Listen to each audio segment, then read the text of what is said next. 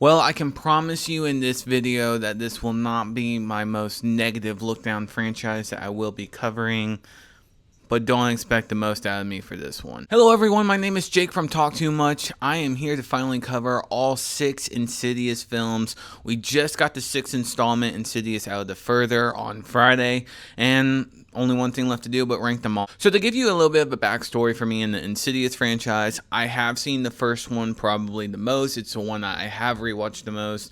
But when I'm saying that, I'm not saying I rewatched it a bunch. I'm saying I probably have only rewatched it 1 or 2 more times since I've seen it. This is a franchise that I felt like was extremely overhyped for me, and that's probably what the biggest problem was, is that it set my expectations farther than it should have been. And so I had these high expectations going into these movies, and then once I realized after the second one what I was getting into, my expectations drastically dropped for what I was getting. And it's not to say that these are bad horror movies, they're not, but it's very much, these are gateway horror movies, meaning it's going to be for someone who has not seen a lot of horror films, does not really know where to start, and is looking to get one foot in the door.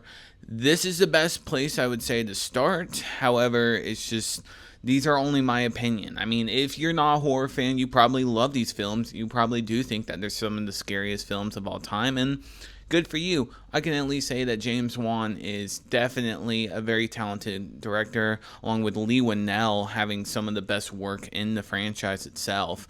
So I will say that if you do enjoy this franchise, let me know down below before we get started. Let me know which ones are your favorite right before I get started with my ranking. I want to hear, because I hear everybody's list is different. Without further ado, let's get into the ranking. And starting off with number 6, I mean, a pretty easy, safe bet. Most people would have this one at the bottom of their list. We got Insidious 5.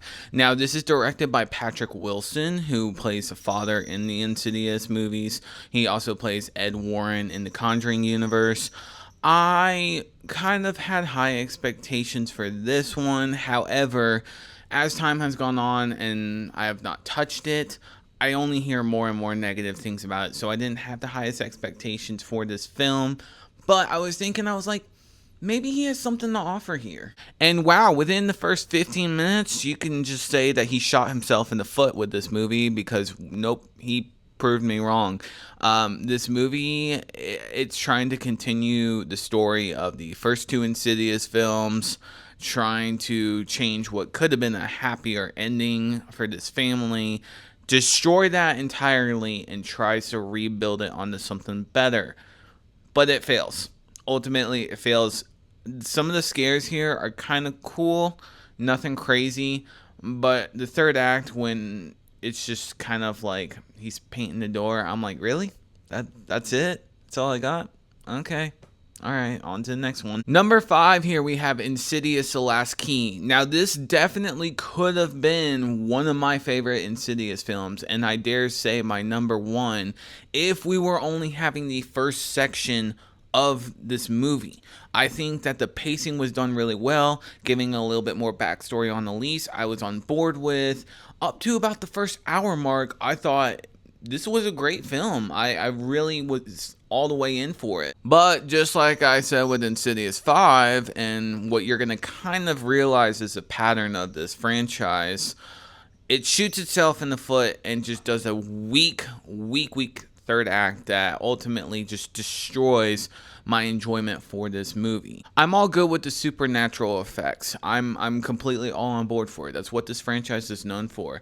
And the makeup always looks fantastic when it comes to the spirits. When it comes to the spirits' backstory, they're very creative and they give a good idea as to what's going for it. But the problem is that the execution is so weak and so bland and boring that I'm just sitting there wanting more, and instead I'm halfway falling asleep. And so with that, Insidious 4 comes at number 5. Alright, number 4 on this list, we have Insidious Chapter 2. Now this might be a little bit of a hot take, but I was kind of intrigued with continuing the family from the first Insidious film. This was still James Wan having his hands on the project quite a bit, so I was on board for this. I thought there was a lot of potential with this movie. I also like the idea of Patrick Wilson, the father, just going blatantly insane, like completely unhinged after he gets possessed. having the family fear because their father is being possessed and they don't understand what's going on. I think Rose Byrne has some of the most fantastic moments in this movie alone when it comes to her playing as a mother figure. My introduction to her was actually not only from the original Insidious, but from a movie called If I Had Legs I'd Kick You, which is outstanding. I can recommend that to anyone out there if you want a very wonderful stressed out film with a phenomenal performance by her. Check that one out. But when it comes to Insidious Chapter 2, I felt like she very much carried that mother role in a great way, and she is the star of this movie. But of course, we go back to the same tropes. Weak execution, but this one is definitely more enjoyable than it comes to the others. I would say that I could actually sit through this one and not want to just tear my eyes out or over boredom. I like how there was more of an action, like full on, like people are fighting kind of movie. I felt like that very much enticed things up a little bit, kind of kept my interest a little bit more in the beginning. So it had a lot of great ideas. It felt like I was genuinely fearing for this family. So it sits here at number 4. Number 3 on this list, we have the newest installment of the Insidious franchise, and that's Insidious 6. Now, I would say out of the further, it's probably one of the best movies, I would say, since like the third one, which we'll get to in just a moment. But I think that they had something here. They had a lot more potential here. They're very much pushing the envelope, trying to expand the lore of the Insidious world. I think the main spirit, Cyrus, was such an interesting spirit, and how creepy it was that this all came from a cult. Not only that, but they did a wonderful job giving me characters that I could actually care for again. The mother going through a very traumatic history with her house and her own mom, just understanding what she dealt with as a child and why what happened to her mother happened. I thought it was executed very well, trying to just not create that generational trauma and passing it on to your next kid. Even though we've seen trauma as a main horror trope for the past several years now, I felt like they were more creative with it. I felt like the execution of it was a lot better. And again, they actually gave me more characters, mainly the main character, that I could care for. A lot of the side characters are just kind of there. That's the only disappointing part about this film. And it has a chance to do a lot more, but it kind of just like chooses more of a safe route in the third act. Does tend to get on the boring side where you're kind of left scratching your head of, is that really it? But again, you know my viewpoints on the Insidious franchise, so you're going to be hearing that just quite a bit with these entries. Number 2 on our Insidious franchise ranking, we have the original Insidious. Now, this was a great idea to begin with. I think this was one of the better horror films that have come out in the past couple of decades. I think this is a great PG-13 horror. It's nice, safe, does what it needs to do without going too all out. I think the whole idea of the kid being possessed and waking up from a coma, the storyline in general with the family, it's done really well. You can tell that this is a James Wan movie. It's executed very wonderfully.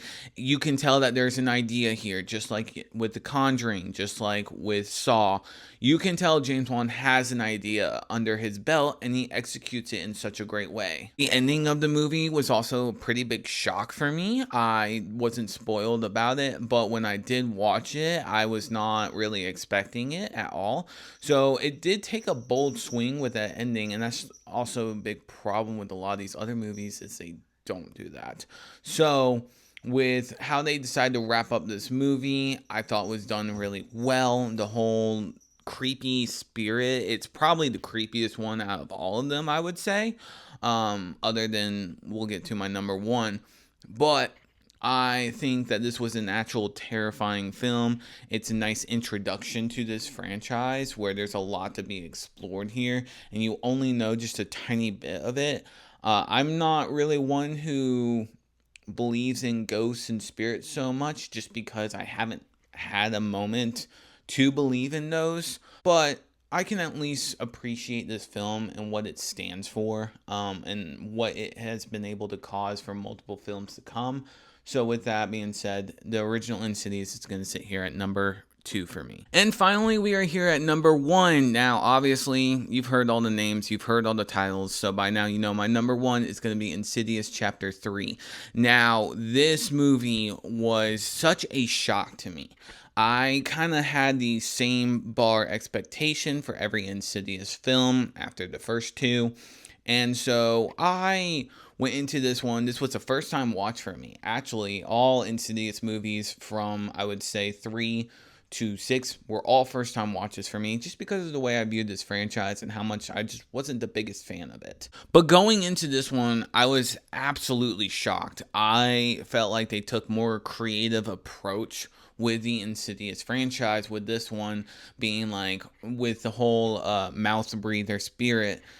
It's very just jarring and such a shock how all the pulls and pushes that they choose, where everybody genuinely feels like they're at risk with this in this film. Especially when you have the daughter who is freaking breaking every single limb she has in her body, and then she's just sitting there on the couch where she's just looking around her room and she knows that the spirits are coming.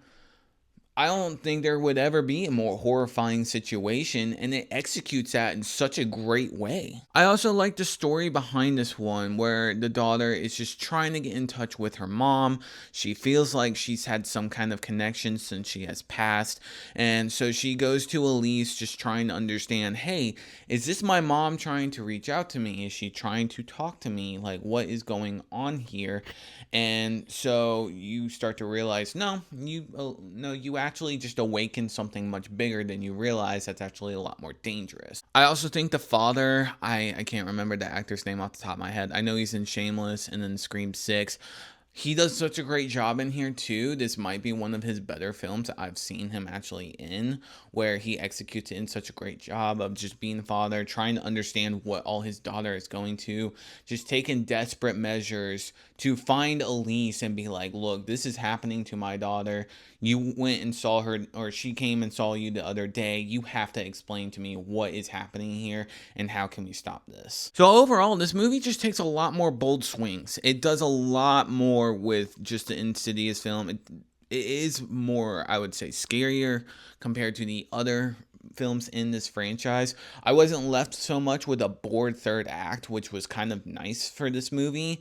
I would say that if I'm going to rewatch any of the Insidious franchises movies, this one as well as the second one are probably going to be the only ones I ever touch. That's a big if.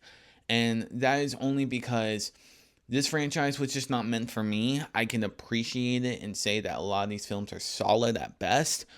This is just not something that's gravitated towards me. So I respect this franchise a lot. I respect James Wan and Lee Winnell for all they did offer for this series.